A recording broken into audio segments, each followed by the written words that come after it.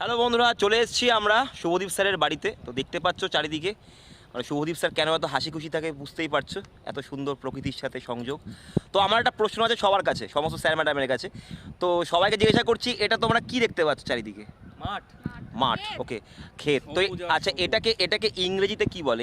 এই যে মাঠটা, আচ্ছা যেখানে খেতি করা হয় বা এগ্রিকালচার করা হয় সেই মাঠটাকে কি বলবো? এগ্রিকালচারাল ল্যান্ড, আচ্ছা, ফার্মল্যান্ড। ফার্মল্যান্ড। আচ্ছা, ওকে, ঠিক আছে। এবারে এই যে দেখতে পাচ্ছ কোনো কিন্তু ঘাস নেই এখানে, কিচ্ছু নেই, কোনো ফসল নেই।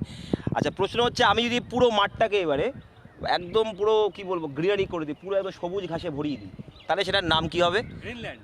আমি বলবো না, এটা সাগর স্যার বলবে না, সাগর স্যার পেরে যাবে। তোমরা বলবে কমেন্ট বক্সে অবশ্যই। এটার শুরু হচ্ছে পি দিয়ে। পি দিয়ে তোমাদেরকে ওয়ার্ডটা বলতে হবে যেখানে সারা মাঠে সুন্দর সবুজ ঘাস আছে, মানে বলতে পারো একদম ওই দিকটা দেখতে পাচ্ছ পুরো সবুজ ঘাসে ভর্তি। তো এইটা হচ্ছে আমাদের টোটাল আজকে। তো আমরা মজা করছি, তোমরাও মজা করো। All the best for your exams.